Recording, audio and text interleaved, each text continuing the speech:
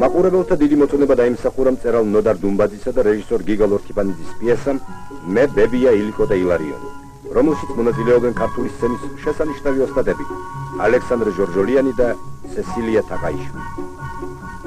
სპექტაკლი წარმატებით იდგმება საქართველოსა და საბჭოთა კავშირის ბევრ თეატრში. რუსთაველის სახელობის სახელმწიფო თეატრმა დადგა გიგა ნახუცრიშვილის სპექტაკლი ჭინჭრაკა, სადაც დაუვიწყარი სახეების შექმნეს სერგო ზაქარიაძემ და რამაზ ჩხიკვაძემ.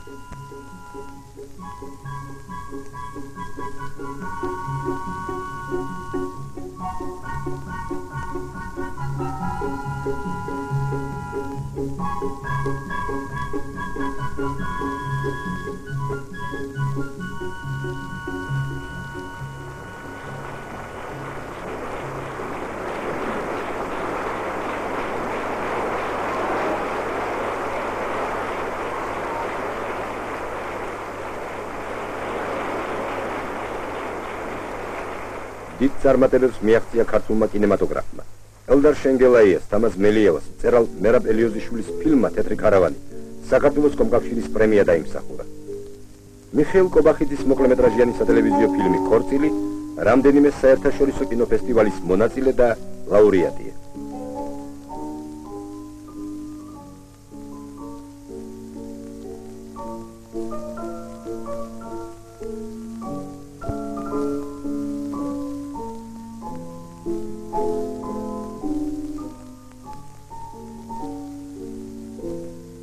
სულიკო ჟღენტის სცენარის მიხედვით რეჟისორ რეზო ჩხეიძის მიერ დადგმული ფილმი „ჯარისკაცის მამა“ ქართული კინემატოგრაფიის უდაო გამარჯვებაა.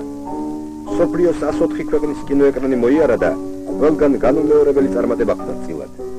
ფილმის წარმატებაში დიდი წვლილი მიუძღვის საბჭოთა კავშირის სახალხო არტისტ სერგო ზაქარიაძეს. სერგო ზაქარიაძის მიერ შექმნილი „ჯარისკაცის მამის“ შესანიშნავი სახე ქართული კინოხელოვნების კიდევ ერთი გამარჯვება იყო.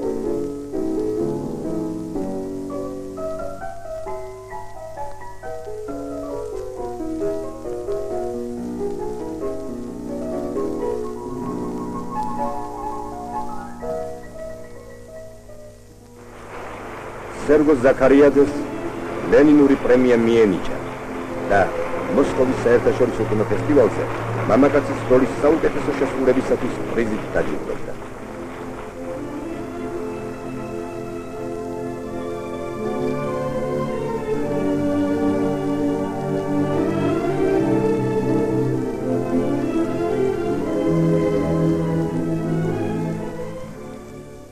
საქართველო სოფლიო მოწინავე ხელოვნების რიტმით ცხოვრობს. თბილისი მასპინძლობს გამოჩენილ მსახიობებს, რეჟისორებს, მუსიკოს-შემსრულებლებს.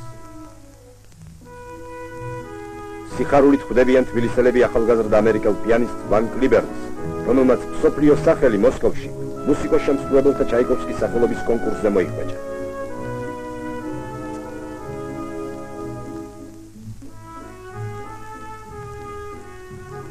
ქართული მუსიკალური და თეატრალური საზოგადოება გულწრფელად შეხვდა გამოჩენილ ამერიკელ ბალეტმეისტერს ჯორჯ ბალანჩინის და მის დას. მაყურებელი მოიხიბლა ბერძნული დრამის თეატრის შესანიშნავი სპექტაკლებით და განსაკუთრებით მედეატი, ასპაზია პაპადანასიუს შესრულებით.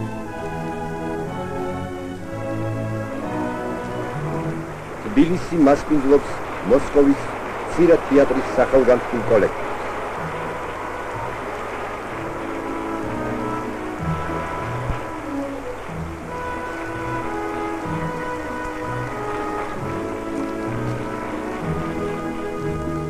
ქართველი ხელოვნების მუშაკების შეხვედრებს უწყობენ სტუმრად ჩამოსულ საზღვარგარეთელ კოლეგებს, რომელთა საქმიანობას ფართოდ აშუქებენ ჩვენი ჟურნალ-გაზეთები, რადიო და ტელევიზია.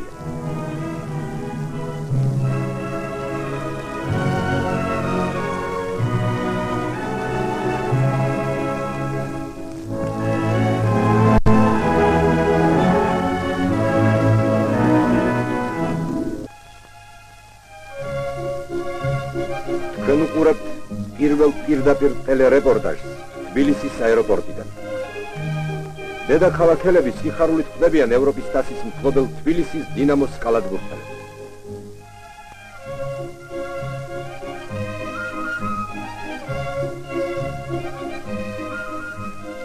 წარმატებები სპორტში მართლაც ღირსშესანიშნავი იყო.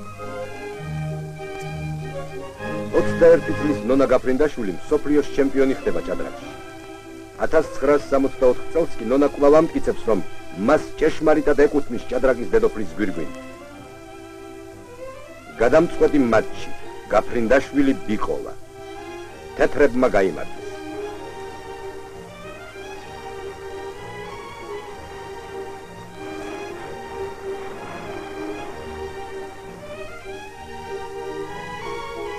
ასე შეხვდა ნონას ჩვენი დედაქალაქი.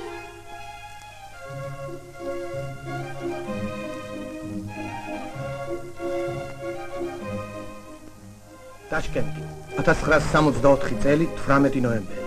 დამთავრდა საბჭოთა კავშირის ჩემპიონატი ფეხბურთში, მაგრამ ჩემპიონი არ გამოვლინდა. მოსკოვის ტორპედომ და თბილისის დინამომ ფულათა თანაბარი რაოდენობა მოაგროვეს და აი ტაშკენტში დაინიშნა დამატებითი მატჩი, რომელმაც უნდა გამოავლინოს ვინ იქნება ჩვენი ქვეყნის ჩემპიონი და ვინ ვიცე-ჩემპიონი. საკავშირო კატეგორიის მსაჯმა მიკენის რუბენიზმა გუნდებს მოედანზე მოუშვია. არასოდეს არ ყოფილან ჩემპიონის წოდებისაგან ისე ახლოს თბილისის დინამოელები, როგორც ამას გუნდის მესამე თაობამ მიაღწია. დღეს ტაშკენტში უნდა გადაწყდეს, გახდებიან დინამოელები ჩემპიონები თუ არა. ვალენტინ ივანოვი და შოთა იამანიძე გუნდის კაპიტანი. მატჩი დაიწყო ის ტორპედოელთა უპირატესობით და პირველი ბურთი მათ გაიტანეს თბილისის თეთრში. თბილისელები დიდხანს ცდილობდნენ sapasukho ბურთის გატანას და აი მოსკოველთა კართან დაინიშნა კუთხური. ურთხამს ილო დათუნაშვილი დაატრიალა ბურთი და პირდაპირ კარის ბადეში გაახურა. 1-1 ანგარიში გათანადა.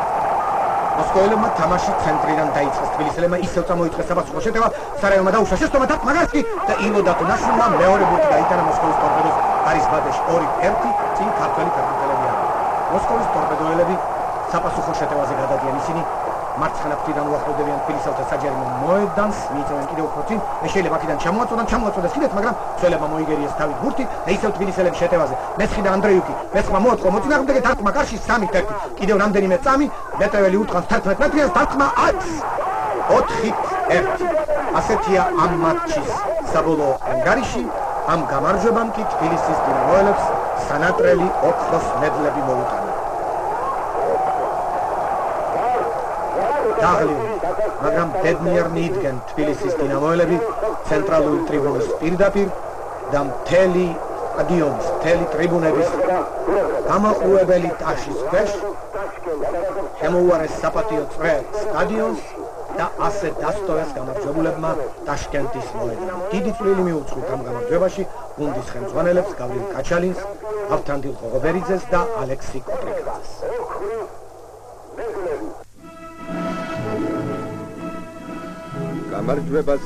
გამარჯვება მოწმეს. ქართულ მსოფლიო ჩემპიონთა სახელებს კიდევ ერთი მიემატა.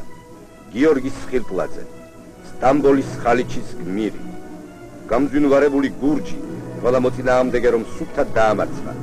ბეჭებით გააკრა ხალიჩას.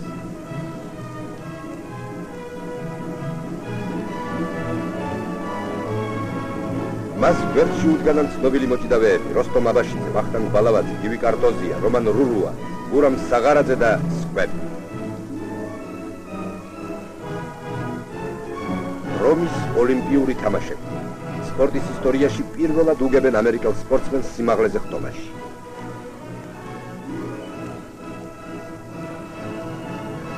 ეს რობერტ შავლაყაძეა. 2 მეტრსა და 16 სანტიმეტრზე გადაევლო თამასას და ოლიმპიური თამაშების ჩემპიონი გახდა.